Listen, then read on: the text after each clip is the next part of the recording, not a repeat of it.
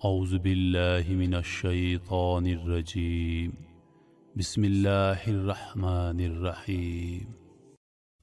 کعبہ کے جنوب مشرقی گوشے کی دیوار میں تقریباً 4 فٹ کی بلندی پر ایک قدیم اور مقدس ترین آسمانی پتھر نصب ہے جس کے گرد چاندنی کا چاکھٹا ہے۔ یہی پتھر حجر اسود کہلاتا ہے۔ حجر اسود عربی زبان کے 2 الفاظ کا مجموعہ ہے۔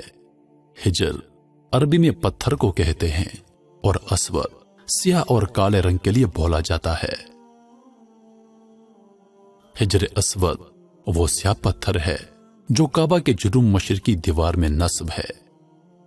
اس وقت یہ 3 بڑے اور مختلف شکلوں کے کئی چھوٹے ٹکڑوں پر مشتمل ہے۔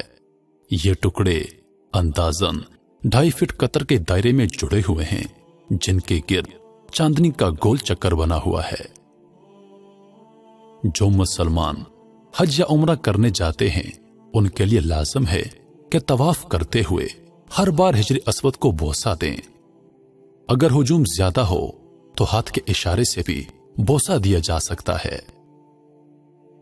مرکز کعبہ اور کروڑوں فرزندان اسلام کی عقیدتوں کا محور کعبے کا یہ پتھر صرف مسلمانوں کے لیے ہی نہیں بلکہ دنیا کے تمام مذاہب کے پیروکار اسے مقدس مانتے ہیں اور اس پتھر کو اللہ کی نشانی قرار دیتے ہیں۔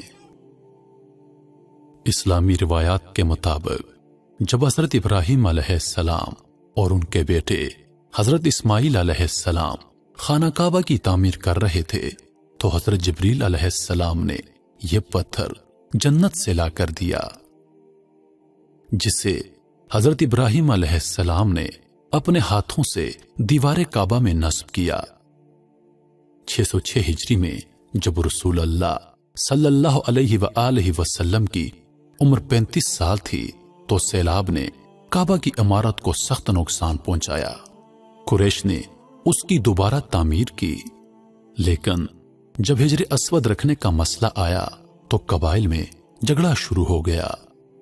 ہر قبیلے کی یہ خواہش تھی کہ یہ سعادت اسے نصیب ہو۔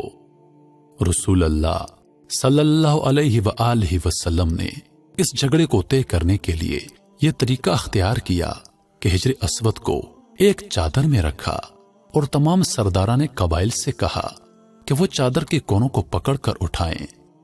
چنانچہ سب نے مل کر چادر کو اٹھایا اور جب چادر اس مقام پر پہنچی جہاں اس کو رکھا جانا تھا تو آپ صلی اللہ علیہ وآلہ وسلم نے اپنے مبارک ہاتھوں سے اس کو دیوار میں نصب کر دیا۔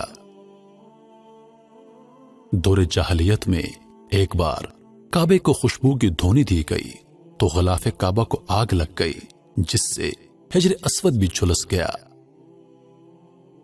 64 ہجری میں حضرت عبداللہ بن زبیر اور اموی فوج سے لڑائی میں ایک بار پھر خوفناک آگ سے حجر اسود کے 3 ٹکڑے ہو گئے۔ عبداللہ بن زبیر نے چاندی کے موٹے خول میں ان ٹکڑوں کو محفوظ کر کے خانہ کعبہ کی دیوار میں لگا دیا۔ 180 ہجری میں خلیفہ ہارون رشید نے حجر اسود کے ان ٹکڑوں میں سوراخ کروا کر چاندی سے مربوط کر دیا۔ 317 ہجری میں مکہ پر کرامتہ قابض ہو گئے۔ انہوں نے حرم میں خون بہایا، بہت سے حاجیوں کو شہید کیا۔ میزاب رحمت سونے کا پرنالہ مقام ابراہیم اور حجر اسود کو چوری کرنا چاہا۔ ابو طاہر کے حکم سے جعفر بن معمار نے 14 ذی الحج 317 ہجری کو کدال مار کر حجر اسود کو اکھاڑ لیا اور بحرین لے گیا۔ تقریباً 22 سال تک رکن اسود پر خالی جگہ رہی اور حجاج کرام صرف خالی جگہ کو ہاتھ لگا کر بوسہ دیا کرتے تھے۔ بالآخر 10 ذی الحج 339 ہجری کو بحرین سے سبز بن کرامتی حجر اسود کو واپس لایا اور دوبارہ خانہ کعبہ کی زینت بنایا۔ 368 ہجری میں ایک رومی نے حجر اسود کو چرانے کی کوشش کی لیکن پکڑا گیا۔ 1414 ہجری میں ایک اجمی نے کدال سے حجر اسود پر حملہ کر دیا۔ 1315 ہجری میں ایک شخص نے حجر اسود کا کچھ حصہ توڑ لیا اب یہ 30 سینٹی میٹر کا غیر منظم چمکدار سرخی مائل رنگ کا بیضوی پتھر ہے جو چاندی کے مضبوط بیضوی حلقے ہیں۔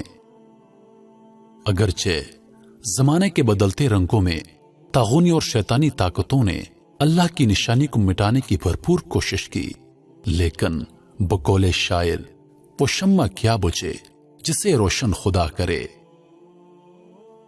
بہت سی احادیث میں حجر اسود کا ذکر آیا ہے۔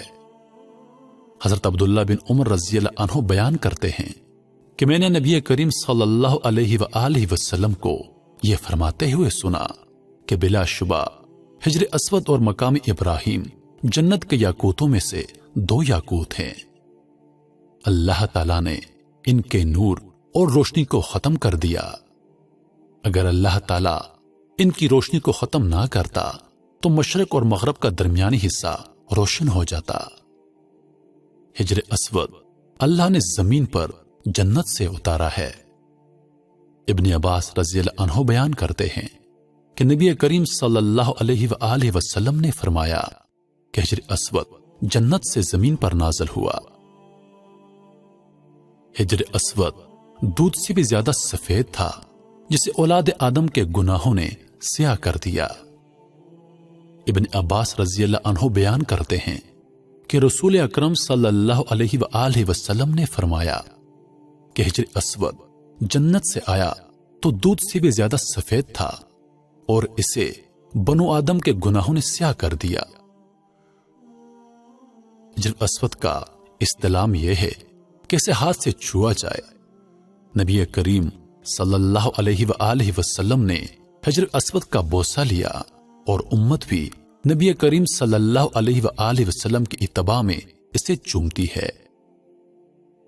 حضرت عمر رضی اللہ عنہ حجر اسود کے پاس تشریف لائے اور اسے بوسہ دے کر کہنے لگے، مجھے یہ علم ہے کہ تو ایک پتھر ہے، نہ تو نفع دے سکتا ہے اور نہ ہی نقصان پہنچا سکتا ہے۔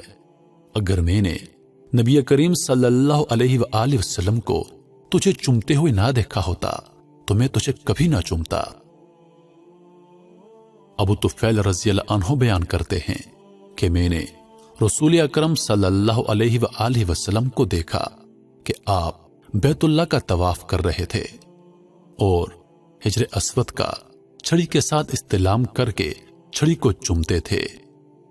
ابن عباس رضی اللہ عنہ بیان کرتے ہیں کہ رسول اکرم صلی اللہ علیہ وآلہ وسلم نے اپنے اونٹ پر طواف کیا تو جب بھی حجر اسود کے پاس آئے تو اشارہ کرتے اور اللہ اکبر کہتے۔ محترم ساتھیو، امید کرتا ہوں کہ آپ لوگوں کو ویڈیو پسند آئی ہوگی۔